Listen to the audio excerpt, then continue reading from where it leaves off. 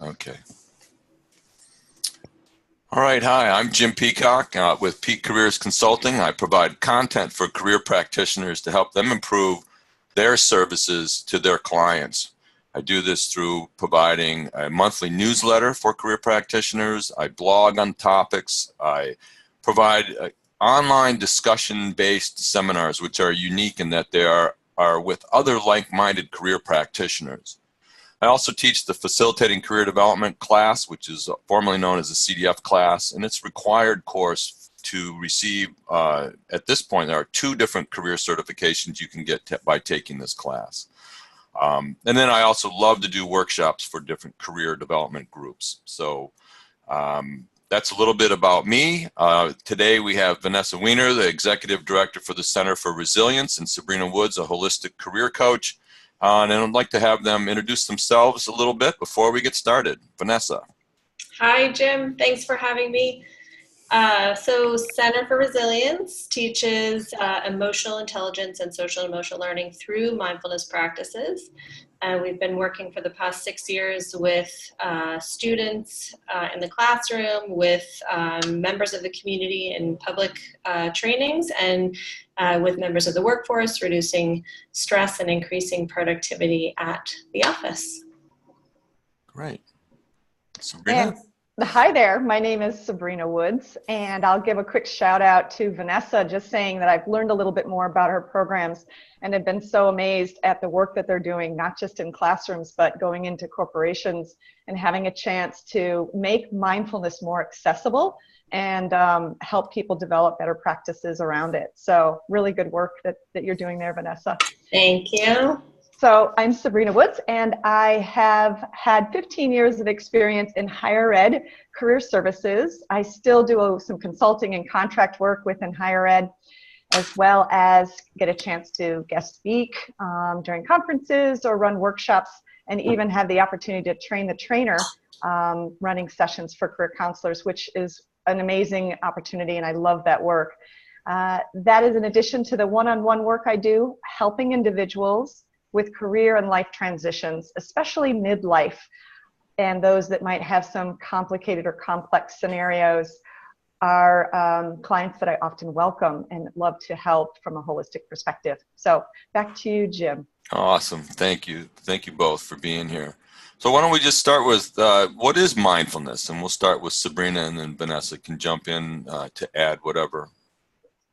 So in my consulting part of my work, I've had an opportunity to teach some workshops. One of them is called Using Mindfulness to Handle Everyday Stress. In that workshop, I use the APA, the American Psychological Association's definition, which is mindfulness is the moment-to-moment awareness of one's experience without judgment. And I, though, love to use that word even more broadly. I think of mindfulness as being present for whatever that experience is that you're having. So it can come in the form of walking, it can come in the form of gardening, you can do chores mindfully. And in my work, I try and approach my clients with a mindful presence, which to me means I'm letting go, the rest of my life is dropping away, and I'm right there to receive and be present with the information that that individual is sharing. So it's a mindfulness can be a state of being, and no matter what you're doing. Turn it over to Vanessa to add to it. I know I've stolen some of the key words there, but she probably has lots more to add. That's a great definition. I don't have a lot to add. The idea is really being present, and that's very hard to do. In fact, we know that the mind wanders about 50% of the time. And we know that when our mind is wandering, research says that we're not happy in those moments. So as far as seeking purpose and passion out of our everyday, being present is really one of the best ways to do that. So engaging the senses in lots of the ways that Sabrina already mentioned is one of the best ways to practice mindfulness. Oh, that's great. So it is a crazy busy world that people work in, but also live in. I mean, it's like we're constantly barraged with what I call the tsunami of information that's just coming at us through all kinds of platforms and different ways. what do you find as you think about mindfulness? What are the benefits of mindfulness as people have to deal with this kind of information in this kind of busy world? Vanessa? There's all kinds of benefits that are both health related and then also just work and life related.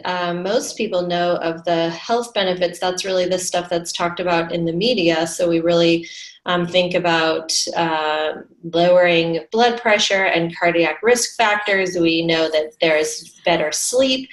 We know that the relationships that we have with others, the better communication, better empathy, especially working in teams, as many workforce environments are intended to do or set up to do now. And then thinking about it from the work perspective, really, along with the empathy and compassion that's being really incorporated into the workplace more and more, now we think about productivity, you think about the barrage of interruptions that happen during the day and how much there's a siege on our attention, that we can really get more focused and not as thrown by the interruptions throughout the day. So we really start to increase productivity when we can really train our attention to choose what we put our focus on. Sabrina? Oh, yeah. I'm just always amazed when I start doing research, because it covers so many different categories, like Vanessa has just said. And it's about our physical health, our emotional health, and then tied to our ability to be a good contributor in the workplace. And I think I'll just talk really personally for a minute. I would say the word that I love to use is that I feel more grounded. I feel more calm. I feel like it can affect my ability to handle stimuli in a different way. I think that I make better decisions when I'm more consistent with my practice. And I'll be really honest with people that I have a scattered practice. So what I mean by that is, even if I'm only doing 10 minutes of formal sitting meditation, maybe a few times a week, and my walks are my mindfulness practice. So I walk once or twice a day. So it might not even be a really consistent practice, but when I'm at least having some of these on a relatively, frequent basis, I feel that calmness and that ability to handle things in a way that I lose when I'm off that kind of consistency. And the last thing I'll just say about it is, if I'm feeling anxious about something, or if a client of mine is feeling anxious about something, what I'm amazed by is even the practice of a few deep breaths can just take that anxiety. Let's say you're at a 9. I think it can take you down to a 7. And it's like, we can feel better at that 7. We can make better decisions. We can think through things better. So even a few deep breaths can go a long way in that concentration, that focus, and that decision making. So lots of things there, because there is so much. Yeah. I mean, for me, one of the things that I've been trying to do is indeed be present. And so a lot of times, like when I would have lunch, because I work from home, I'd have the radio, might have public radio on, I might actually have the computer open, and now what I try to do is just eat and just be present. And I can look out the window, and we have a bird feeders there. And I do try to be more focused. And I take a walk. I try to take a walk every day. And I used to put in, listen to podcasts, and I still do that occasionally. But when I'm trying to be mindful, I just go for a walk. And one of the things that really, when we talk about benefits, one of the benefits of that, being present and just being in the moment, is I think I'm more creative. I think a lot of the solutions things that I'm working on, they'll come to me then, not when I sit down and try to concentrate so hard. It's when I walk away from it and just be somewhere else. The creativity, I think, is a huge benefit for creativity, which again plays into the productivity at work, I think, for a lot of people. My last question for both of you is, what advice do you have for busy people in order to be more mindful? particularly at work? I mean, I think that's kind of what I've been writing about and talking about. So what concrete advice do you have, Sabrina? Let's see. First of all, I just have to say that it doesn't have to mean a huge amount of time. So some people are like, mindfulness, meditation, they associate, first of all, very closely those two. And they think, I don't have time to sit on a cushion for an hour. I don't have time for a 1 hour yoga class every day. And so one of my premises or ideas is that it doesn't have to take a huge amount of time to develop or practice and to have those moments. There has been productivity sort of analysis that say it's really not good to sit down and do a block of work that's 4 hours long, because you're going to lose productivity, lose creativity, lose effectiveness. So even if you decide, I think I've heard 90 minutes is a good block, not to work beyond that. Even if at a 90-minute mark, you take a breath, you do some stretches, you get up, walk, fill your water glass, come back, so that you can be present and be mindful and just have that break can already do quite a bit. Some little ones. Both Jim and I talked about walking, and I'm sure Vanessa walks as well. So you're walking, you're going to a meeting. Instead of getting in your head about the meeting, what if you walk with a sensory input? I've got 10 minutes to walk from here to there. I'm going to actually notice the trees if it's an outdoor walk, or I'm going to notice what I can smell, or notice what I can hear, or use that sensory input if you need, so you can have that one point of focus. And we can do that. Most of us have a walk that we need to do to the grocery store. Park way in the back and walk slowly, mindfully to the grocery store, and I bet you'll feel better. So little amounts of time, I think, can make a big difference. Here's one other kind of maybe an easy tip. There's a website called calm.com, and it's got beautiful landscapes. So let's say you got one of those days where you're screaming through the day and you don't have time for a lunch break, can't walk outside, can't go do a 5-minute meditation on an app. Well, open up calm.com, which has beautiful landscapes, and with your sandwich, watch and listen to the birds chirping, and watch this landscape, which is slightly moving, because that can give you even a mindfulness break, even if it's little. So short, deep breaths, quick walks, a short break, these little elements, I think, can make the difference in a busy lifestyle. So I'll turn over to Vanessa to add to that. Great, really great ideas. I would add just a few, because we all know the driving somewhere and not actually remembering how you got there, or taking that turn because you always take that turn, but today you're going someplace different and you didn't mean to take that turn.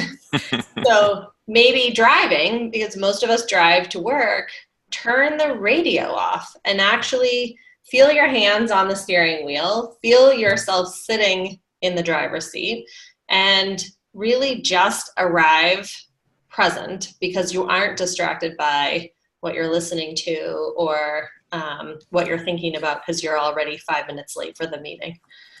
So lots of ways to practice that, being really present while you're driving, and see if you can get off autopilot.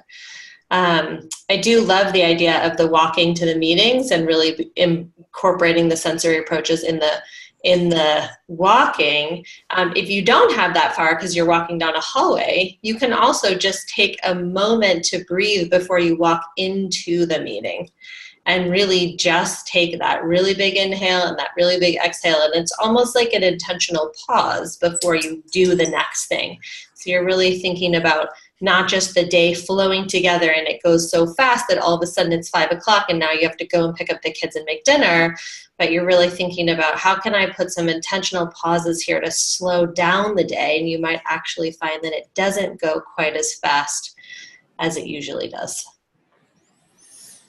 Well, that's great. It made me think of the book. I picked up a book at the bookstore recently. It's called How to Train a Wild Elephant. And of course, what a great title. But it's really about training our minds to slow down.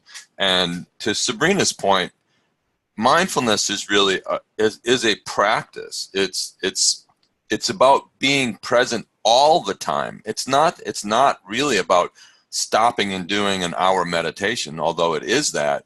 it's really about doing all those things. Like, and I do this, I drive about an hour drive once a week to Portland, Maine.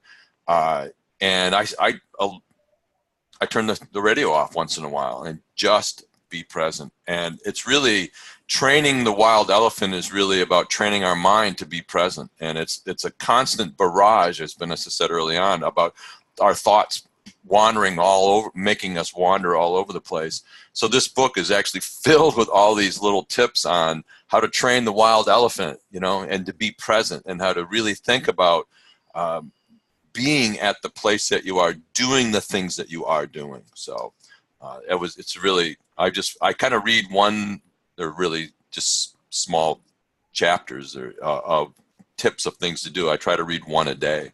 And so it's interesting. But anyways, any final thoughts from either of you that you want to throw out there? Otherwise, I'll wrap this up. I'll do a quick one. Okay. Start small. Make a small commitment. It might be Sunday night, get out your phone and pick 2 times, maybe a Tuesday and a Thursday, when an alarm goes off at work. Maybe it's during lunch break, maybe it's the middle of the afternoon when you don't have meetings. Have a little sound go off and say, oh, that's my moment where I'm going to take 3 deep breaths, or I'm going to do a 3-minute meditation. So I like the idea of starting really small with an easy commitment, being successful with that, and then adding in more. It's hard if you take on too much and then you're like, this doesn't work and I can't do this and it's not worth it. So start small. Great. Vanessa, any last one? Well, okay, so in starting small, I'll add to that that multitasking is a myth. And so if you find yourself multitasking, take that moment to recognize, I'm multitasking right now. I'm thinking that I can actually do more than one thing at a time. Really, it's about 2% of us that are genetically able to do that. So for the rest of us that cannot do it, myself included, recognize it. And then going back to the original comment that you made, it's without judgment. So don't beat yourself up for multitasking. Really just take that moment to recognize, I'm trying to do more than I can right now. Put one thing aside and focus just on one thing at a time. That will help you also be present. Little things. I love it. I love it. Well, listen, thank you both very much for giving some time and sharing your thoughts on mindfulness. Thank Great you, to be Jim. here. Thanks so much, Jim. All right. Thank you all.